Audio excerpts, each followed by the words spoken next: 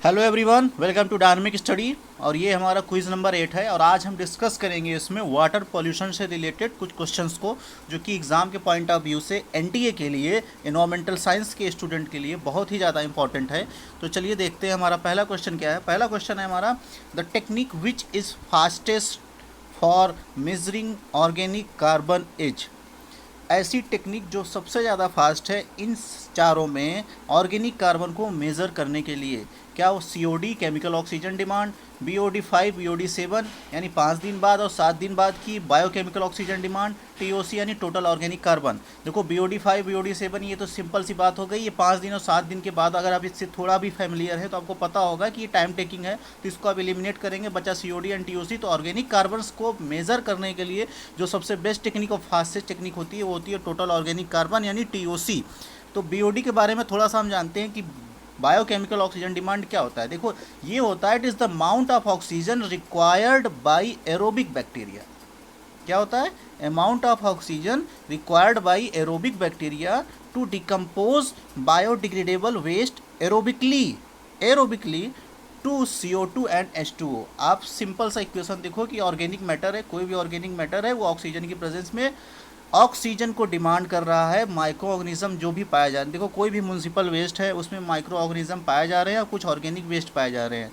तो micro organism उन municipal waste में जो थोड़ा सा ऑर्गेनिक वेस्ट है उसको डिकम्पोज करने के लिए जितनी भी ऑक्सीजन की डिमांड करता है कि हमको इतनी ऑक्सीजन चाहिए इसको डिग्रेड करने के लिए, वही उसकी डिमांड ही बायोकेमिकल ऑक्सीजन डिमांड है, जो CO2 और H2O को रिलीज़ करता है। कुछ स्टेबल कंपाउंड भी होते हैं, नाइट्रेट, फास्फेट और सल्फेट। इसको मेज़र कैसे करते हैं? देखो BOD 5 जो मेज़र किया जाता है, सिंपली इसमें आप DO यानी डिज़ोल्व ऑक्सीजन वाटर में जो ऑक्सीजन डिवॉल्व है इतना आप जान लो। और जब higher BOD lower will be the DO, इतना ये इसका रिलेशनशिप होता है। BOD लोअर होगी तो DO ज़्यादा होगा और DO ज़्यादा होगा तो BOD कम होगी। और जैसे जैसे as we move away downstream to pollution source BOD decrease and DO increases. Dilution is the main reason for reducing the pollution load. ये सब चीज़ें आप याद रखो थोड़ा बहुत। देखो BOD 5 में क्या होता है कि आप DO इनिशियल, कोई सैंपल ले आए उसका DO आप इनिशियल निकाल लिए। DO किस मेथड से निकालोगे? क्वेश्चन इसका भी आया हुआ है, वो मेथड होता है विंकलर मेथड। विंकलर मेथड से आपने DO निकाल लिया किसी भी वाटर सैंपल का, फिर उसको आप रख देंगे, 5 दिन बाद फिर से फाइनल DO निकालेंगे कि अब उसमें कितना DO है इस समय प्रेजेंट टाइम पे। तो इनिशियल को फाइनल में से माइनस कर देंगे, फिर जो आएगा आपकी वैल्यू उसको डाइल्यूशन फैक्टर से माइनस करेंगे। डाइल्यूशन फैक्टर क्या होगा कि आपका जो वॉल्यूम है वेस्ट वाटर का उसको आप डिवाइड करेंगे volume of waste water plus dilution water से, तो ये आपका डाइल्यूशन फैक्टर आ जाएगा। इसी डाइल्यूशन फैक्टर को आप DO इनिशियल और DO फाइनल की वैल्यू को माइनस करने पे जो वैल्यू आई है उससे डिवाइड कर देंगे तो आपका BOD 5 आ जाएगा। फिर इसमें बहुत सारी मॉडलिंग भी होती है, BOD 7 होती है, उसका रेट भी निकाला जाता है। किस तरीके से रेट निकाला जाता है वो एक एडवांस प्रोसेस है, उसको बाद में देखिएगा। देखो COD क्या होता है? COD मोस्टली ये होता है, it is the measure of oxygen required. ध्यान से सुनना कि it is the measure of oxygen required for chemical oxidation of total organic matter, चाहे वो बायोडिग्रेडेबल हो या नॉन बायोडिग्रेडेबल हो।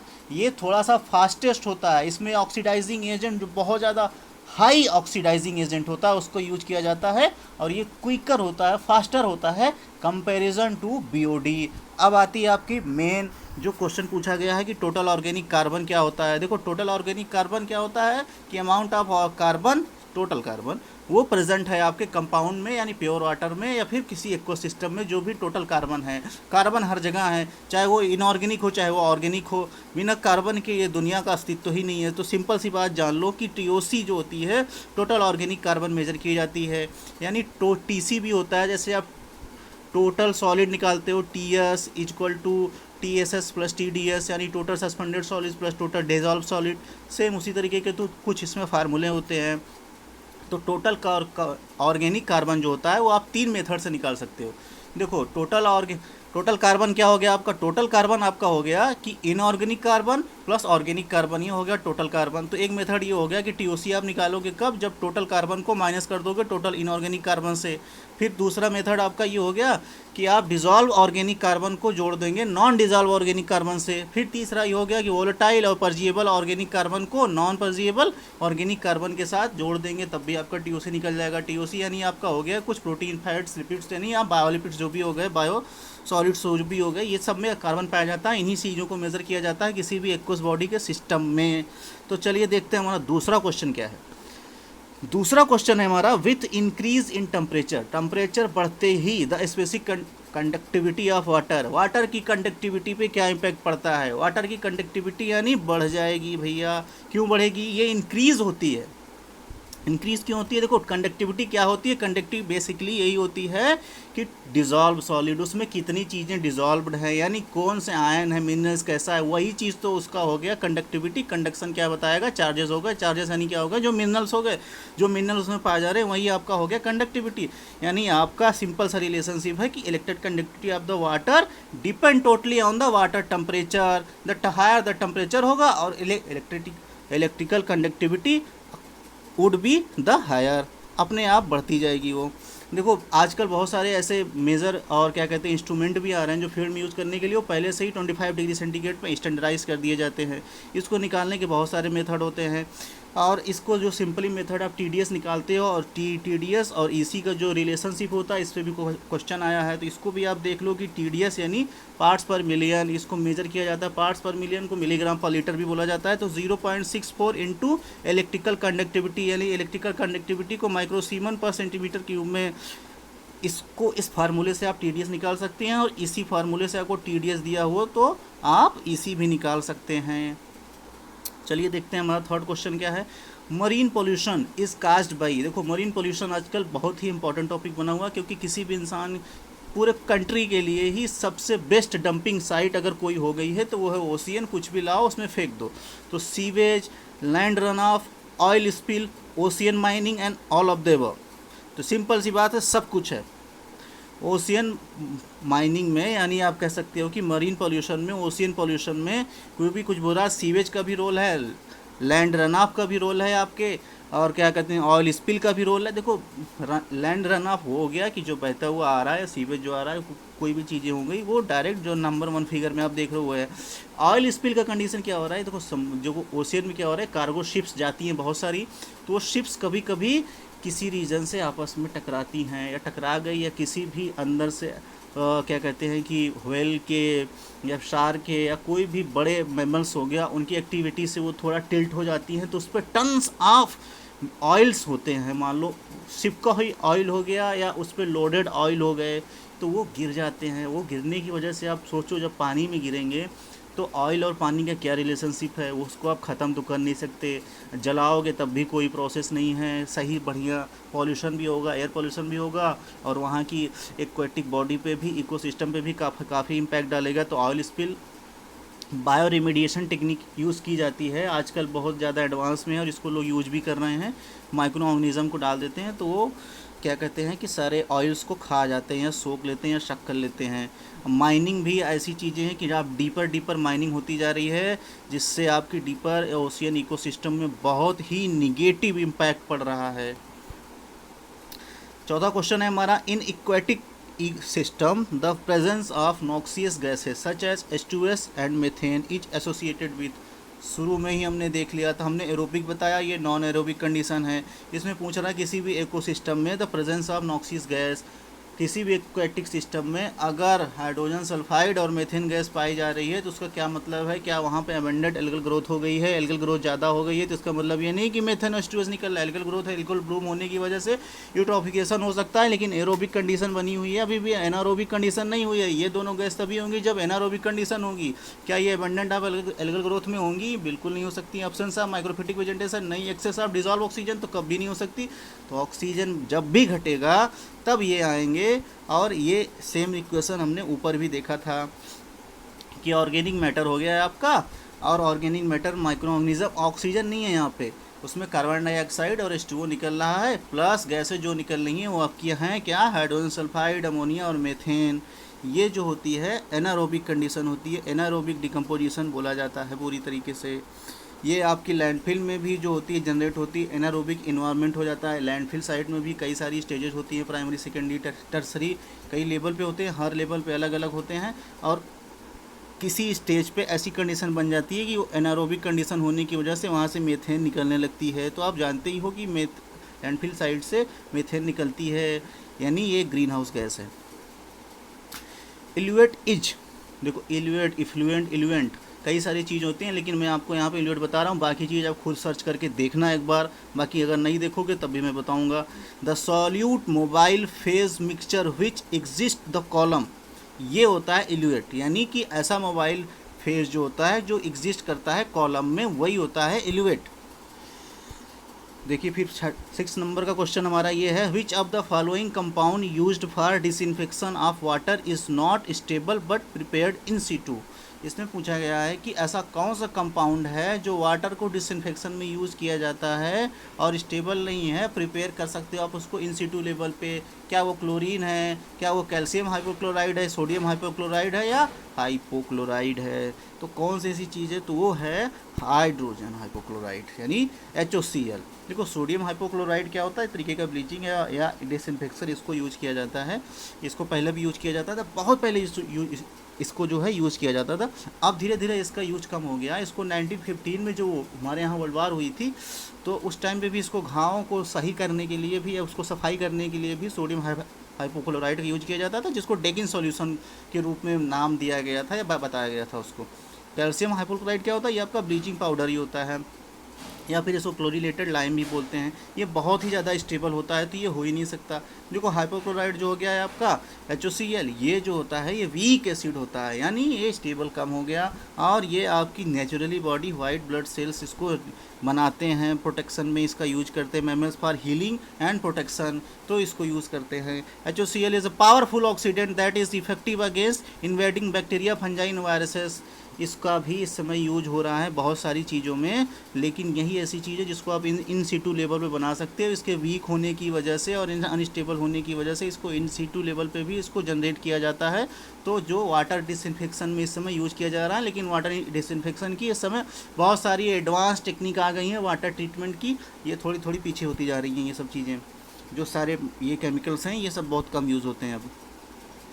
क्वेश्चन नंबर 7 है, a wetland ecosystem has a very high biological oxygen demand, which of the following statement about such a wetland is correct.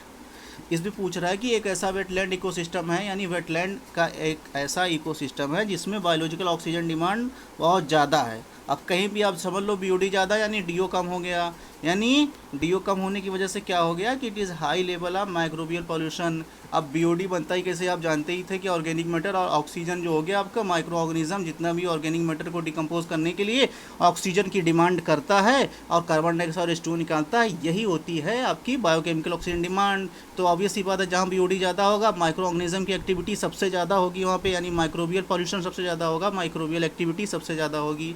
BOD से question ज़्यादा आते भी हैं, न्यूमेरिकल्स भी आते हैं, उसको बाद में डिस्कस करेंगे हम। अब देखो यहाँ पे थोड़ा बहुत मैंने ये बताया है, देखो टोटल BOD जो हो गई, फिर आपकी कार्बोनेसियस और नाइट्रोजन BOD हो गई। देखो 5 दिन तक जो होता है ये नाइट्रोजन BOD, यानी कि आपकी नाइट्रोजिनस BOD जो होती है बिल्कुल इम्पैक्ट नहीं करती शुरू के 5 दिन तक, फिर 7 से 8 दिन पे ये स्टार्ट होती है। जो इसका कंसनट्रेशन बेसिकली नाइट्रिफिकेशन स्टार्ट होता है, वो स्टार्ट होता है किसी भी वाटर सैंपल में 7 से 8वें दिन पे। तो इसमें जो आप नाइट्रोजिनस और बाकी चीज़ों को निकालते हैं अमोनिया के कंसनट्रेशन पे, तो उसको टोटल जलडाल नाइट्रोजन कहा जाता है। तो NBOD जो होता है वो भी निकाला जाता है, वो NBOD equal to 0.75 into total Kjeldahl nitrogen जो होता है, इसकी कैलकुलेशन के मेथड से निकाल लेते हैं, जो हम कभी आगे डिस्कस करेंगे। देखो फिर हमारा अगला क्वेश्चन है question number 8, poor aeration and high water holding capacity are characteristics feature of. देखो किसी भी क्या कहते हैं कि जहाँ पे एरेशन कम हो और उसकी वाटर होल्डिंग कैपेसिटी ज़्यादा हो, यानी वाटर होल्ड ज़्यादा कर रहा हो। जब वो वाटर होल्ड ज़्यादा कर रहा हो, देखो सॉइल हमारे यहाँ अलग अलग टाइप की आप देखते होंगे, कोई महीन है बहुत ज़्यादा है एकदम, कोई बहुत ज़्यादा मोटी मोटी हैं। तो sandy soil, loam soil, clay soil. तो जो ज़्यादा क्ले टाइप की सॉइल हो गई आपकी, उनकी देखो कि वाटर उसमें जितना डालोगे वो उसको एब्जॉर्ब करते जाते सैचुरेट जल्दी नहीं होते हैं। हाँ, तो इसमें जो आंसर होता है इसका पुअर, लेकिन उसमें एरेशन कम होता है क्योंकि उसमें हवा पास नहीं हो पाती है, ऑब्वियस सी बात है, क्योंकि उनके पार्टिकल साइज़ के बेसिस पे। तो इसमें क्ले सॉइल जो होती है उसका पुअर एरेशन होता है और वाटर होल्डिंग कैपेसिटी ज़्यादा होती है। देखो सॉइल में क्या होता है, स्पेस या तो वाटर लेगा या तो एयर लेगा।